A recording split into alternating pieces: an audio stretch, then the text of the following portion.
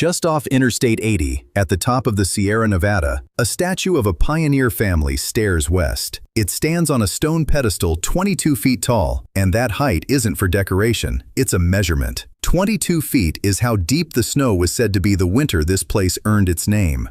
Thousands of trucks pass that statue every single day. Most drivers never look at it twice, but the ones who truly know this mountain do, because they know what it stands for. This road is named after a group of travelers who got caught here in a place they could not get out of and did not all come back down. And here's what should stop you cold. That wasn't a one-time tragedy. It was a pattern. The exact thing this mountain did back then, trap people and refuse to let them leave, it is still doing right now. It did it to a passenger train with 226 people aboard. It does it to 80,000-pound trucks every winter. So on a road most veteran drivers could handle in their sleep, the ones who really understand this place never relax. Not at the bottom, not at the summit, not for a single mile. This is why even veteran truckers never relax on Donner Pass. To understand the fear, you have to understand the name.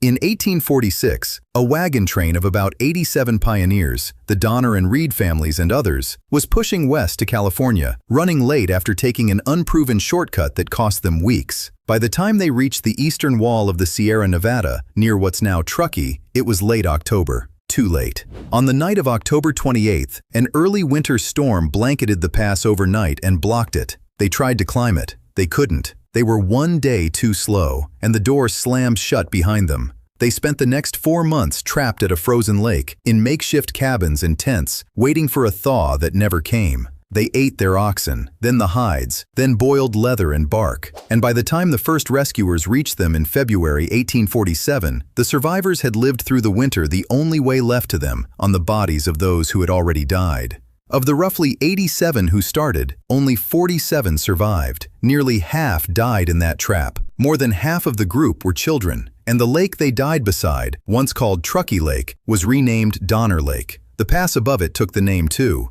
So this road doesn't just have a scary reputation, it is named for a mass grave. And here's the part that should sit in the stomach of every driver who crosses it. What killed those people wasn't a cliff or a crash. It was the trap. The mountain caught them and simply refused to let them leave. Now, why does that keep happening in this one specific place? The answer is a machine in the sky.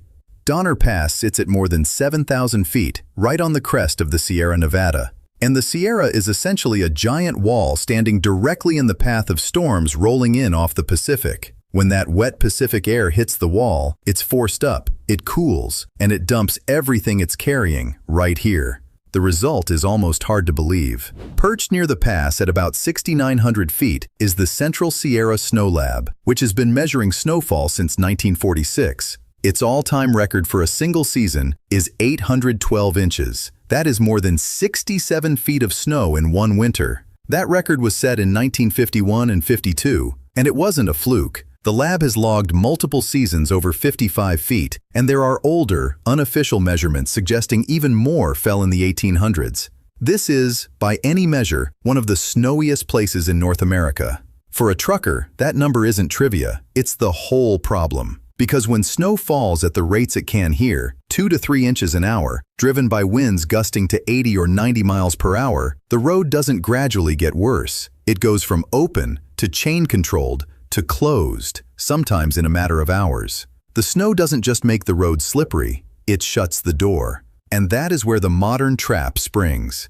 Here's what makes Donner different from a remote, scary mountain road you could simply choose to avoid. Interstate 80 over Donner Pass is not optional. It is the primary freight artery connecting the San Francisco Bay Area and Sacramento to the entire rest of the country to the east. Thousands of trucks cross it every single day, hauling the goods that keep California and Nevada supplied. For a huge amount of that freight, there is simply no practical alternative. And when Donner closes, which it does several times every winter, the backup routes don't save you.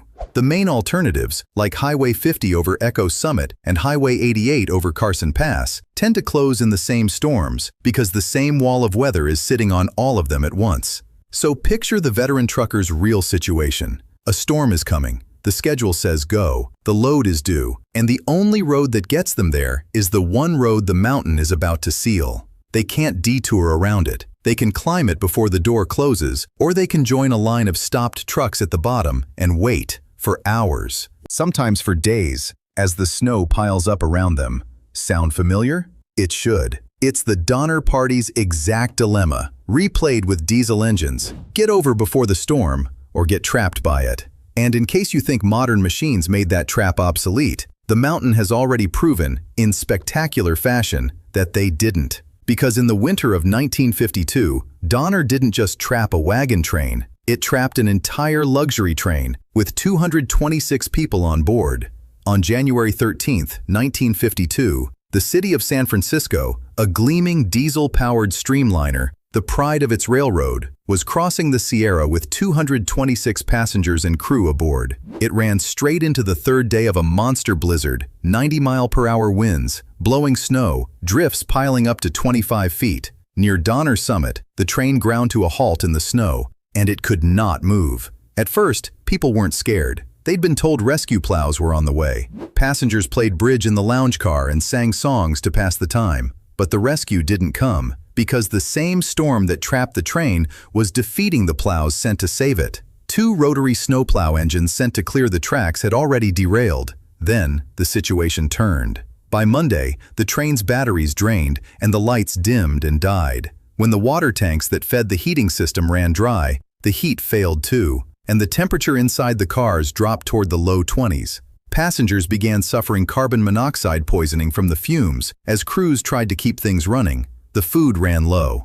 226 people sat in a freezing steel tube, buried in snow, for 3 days before rescuers on Caterpillar tractors finally clawed their way in and dug them out. Stop and hold the timeline for a second. The Donner Party was trapped here in 1846. More than a century later, in the age of diesel engines and modern rescue, the very same mountain, in the very same few miles, trapped 226 people on a luxury train. And it wasn't even the only train. Back in 1880, another was pinned nearby at Emigrant Gap, its passengers surviving on crackers and coffee for 50 hours. The technology kept changing. The trap never did. Which brings us, finally, into the cab of a modern truck and to what a veteran driver is actually fighting up here. Because the trap is the backdrop. But minute to minute, the veteran is managing a stack of dangers that would rattle anyone. And the cruel part is that fixing one of them often feeds another. Start with the grade.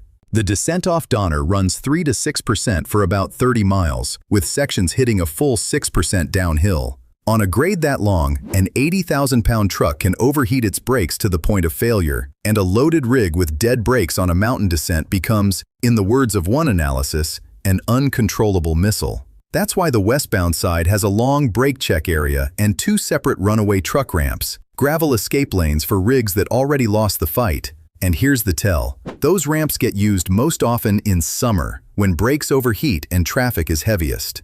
Donner is dangerous even with no snow on the ground at all. Now add winter on top of that. When the storms hit, California doesn't suggest chains. It requires them, in escalating stages. At the most severe level, R3, every single vehicle on the road must have chains fitted. No exceptions, not even 4-wheel drive. Which means the veteran has to pull over and wrap chains around the drive tires of an 80,000-pound truck by hand, often in a live lane, in blowing snow, while other vehicles slide past in near-zero visibility. And then comes the part that keeps a veteran's knuckles white, the trap inside the driving itself. On a long grade, the smart tool is the engine brake, the Jake brake, to save the wheel brakes from overheating. But on ice, that same Jake brake can break the drive wheels loose and throw the trailer into a jackknife, folding the truck across the road. So the veteran is caught between 2 failures: ride the brakes and risk brake fade, or use the Jake and risk a jackknife. Every tool that solves one danger up here can hand you the next one. Layer on whiteouts that drop visibility to nothing, gusts strong enough to shove a high trailer, and the fact that a single stopped or jackknife truck in a whiteout becomes an invisible wall for everyone behind it, and you understand why this stretch produces multi-truck pileups and closures in every season, not just winter. That's the real answer. The veteran never relaxes because there is no single move that makes them safe. There's only a long chain of correct decisions, any one of which the mountain is waiting to punish. So, back to the switch in the veteran's head, the one that never turns off up here. On most dangerous roads, the fear is a moment, a curve you clear, a grade you survive, a drop you edge past. Once it's behind you, you exhale. Donner is different, and every experienced driver feels it even if they can't name it. Donner's weapon was never the fall or the crash. Its weapon is the trap, a door that can close behind you at any moment. In a place that has been closing doors on people for 180 years, on pioneers, on trains, on truckers. That's the thing a veteran carries over this pass that a rookie doesn't. Not just the skill to handle the grade and the chains and the ice, but the knowledge of what this specific mountain does to people who assume they've already made it. The Donner Party's fatal mistake wasn't bad driving. It was being one day too slow and believing the door would stay open. So the Snow Lab still measures the snow, winter after winter. The plows still run through the night, and every storm season, a line of trucks still sits idling at the bottom of the grade, the railroaders nicknamed the Hill. Engines running, drivers watching the sky, doing the exact math the pioneers got wrong. How much time is left before the door closes? The veteran never relaxes on Donner Pass for one simple reason. They know the mountain isn't trying to make them crash, it's trying to make them stay.